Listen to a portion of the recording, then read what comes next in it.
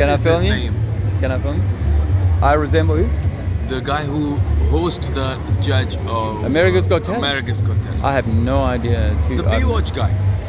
Oh, David Hasselhoff. Woo! That's what you do. I mean, the moment you were coming from there, one side of that was literally you.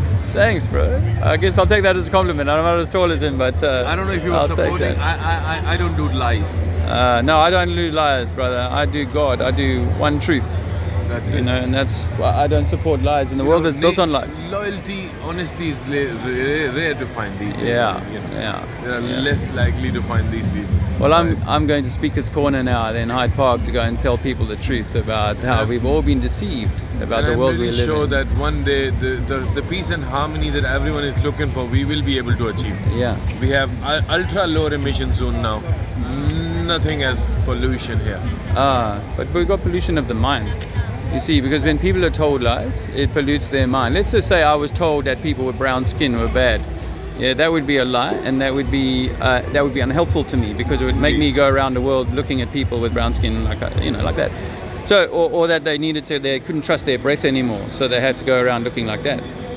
And what talk about the freedom of speech? I mean, I consider this thing as, I wouldn't say, I'm not a very big fan of freedom of speech, because when you say freedom of speech, that gives you all the right of doing everything that is not even allowed to. We were never been, What's the first commandment? What's the first rule? The most important rule, the golden rule. Respect Almighty. There is some over there. I mean, you got to trust someone, first thing. No. Love your brother, parents, love yourself. Love your neighbor, like you love yourself. parents, family. Another way of putting it is to do no harm, to cause no one harm. So I can say anything I like, really, because so long as I'm not coming and cussing on you and being unkind to you and hurting on you, then I can say, if I'm speaking my truth, then I should be able to say anything. If it makes you feel uncomfortable, then you need to go somewhere else or whatever, or check yourself and go, why can't I listen to another man's ideas? When he's not trying to be unkind to my race, my religion, my ethnic background, none of these things. All he's saying is that, yeah. So what I say to people is that we are in a system that's deceiving us to hide God from us. Exactly. To hide God from us. You're absolutely right. To hide us from God, and maybe even to hide God from God. Imagine if we are God incarnated here, experiencing itself. Yes. Because God is in everything, which means that God is in you and God is in me. The first thing that I read in the very first nursery class, that God dwells amongst people. Exactly. That means He's among us. Well, God has to be among us, otherwise God would not have created it. God is everything. Allah, as the Muslims say, is all. So God is everything, and we need to know, if we realize that. In something. You got to believe in something. And God said, you know what I'm saying? Apparently in the Bible, God said that I created you in my image. Which means that when you look in the mirror, we are the vice captains, we are the skippers. Yeah. We are actually the second in command. We are the second authority. Yeah. So what are we doing? Well, like as you say over there, in the Trafalgar Square, the first thing that you see over there, and the first thing that you write, they've written that every man has to fulfill his duty, and that is what is demanded by the United Kingdom. This is no United States of America. This is no United Arab Emirates. This is United Kingdom. Yeah. And when you talk about kingdom, that is a bigger and a major responsibility. Yeah. I respect Queen. I respect all of the people around here. I've always wished to be a part of this society, and now I believe I becoming there.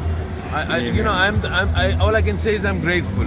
I don't have no words. I'm grateful. I just saw you as one of the judge of the Indian American Idol. I mean, you know what I'm saying. Okay. Well, you know what I think everyone is is that celebrity here. Everyone is celebrity. Everyone is sovereign. Everyone is the king. Every one of us is actually the king and the queen. Beyond, so identities. Now let's talk about personalities. Let's talk about minds, great minds. I mean, But yours could be the greatest mind. I consider mine as just a student. But if you're the center of, a student, yes. But what if you were to learn that you were meant to be the center of the wheel, the spindle of the clock? Not a little bit of the hand at the side there running around, but actually the center of the wheel, the hub. That's you. And around the outside of that is all of your strengths, your weaknesses, and all of that. It's called the wheel of life, if you like. And those 12 spokes of this wheel are like your 12 disciples, or 12 disciplines, or your 12 zodiacal signs. Those things are your, if you like, teachers. Those are your strengths and weaknesses. And you must use those to become the best balanced wheel that God intended for you to be. Because God incarnated in the form of you and said, I'm going to have a divine experience. However, you've come into a place that says you're not that important. There are others that are actually on this earth that are higher than you, and you need to give them reverence. But there's not that's not true. You know, should I choose the Pope? Should I choose the Queen or a different king from a different country? If I lived somewhere else, I'd be giving my hero worship to somebody else, a different footballer.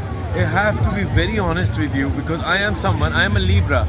So, you know, I'm a balanced character. My star is Libra. So I'm like someone who's called as an equilibrium back then. Because I'm very balanced in my life. I consider one myself. Nobody can actually, you know, treat me the way they want to. I mean, I am what I am. I feel like a bird, and that's it. So what I'm trying to say is that I remember once what he said, Shakespeare, that this world is in a stage and every world is an artist. So I consider myself as someone who is just playing a character.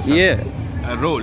This world is a movie. Imagine I am just a superstar on my own movie. As what they say in the Lucas, unleash your inner hero. So I am a hero myself. Exactly. I'm looking for my girl who is going to be a heroine on her own life. You are your own Superman, and you can find your own Superwoman, and the two of you can have super children. So that's fantastic. So I really wanted to play a role in anyone's life that should be that inspiring and that convincing and inspiring, that someone can say, because of this character, my life's movie got hit because of his special appearance. When Tom Cruise comes in a low budget movie, that movie gets hit. So in my country, back in Pakistan and India, in Asia, we have Mr. SRK, Mr. Shah Rukh Khan. You know him. Mr. Amitabh Bachchan, Bollywood, Mr. Shah Rukh Khan. So what he do something like that, will open his arms, and public and the girls start to fall for him, and that's how the charismatic personality emerges. And this is the kind of role I'm trying to play here. Because he's a magnet. You see, each of us is an electromagnet. And the more good charge you've got going on, the more magnetic you are. The more bad charge you got going, the more repulsive you are. Attract those people who are we live in a world of light and dark, and you can choose. You can choose light, you can choose dark. And if you choose the light and you become super magnetic, you're going to bring beautiful things in. Perhaps if you don't, it's going to be a different kind of journey. You may enjoy it, but I don't know if you believe in the concept of angels but I do believe, and I'm meeting one. So you are an angel. And I mean, Thank you, brother. Anyone could be one. I mean, you were just coming out of here, and you could be here, and then you could fly away from there. It may be a God's letter from me, and so maybe I'm writing something for him. Maybe that. Cheers, I've got to keep Thank you. rolling. Really appreciate it. Cheers, brother. You made my day. Thanks, man. Cheers. Bye-bye. Bye-bye. Salam alaikum, my brother. Salam alaikum. Alaikum salam, as they say. So, there's a nice little entree, warm-up. I'm holding my phone. I wanted to get I've got a mic, I'm going to attach it later. And I have a little handhold thing. And I wanted to use it, and I didn't bring it. I thought at the end I wouldn't need it. And then I was like, no, I do need it. But there's Canada House, by the way. It looks pretty newly clad. And the upper floor is probably like a later edition. Anyway, back to the walk. The Admiralty, as I said, this is Admiralty Arch just through here. I got on the train. I'd walked to the train earlier with no shirt on, and so I only put on my shirt when I got on the train.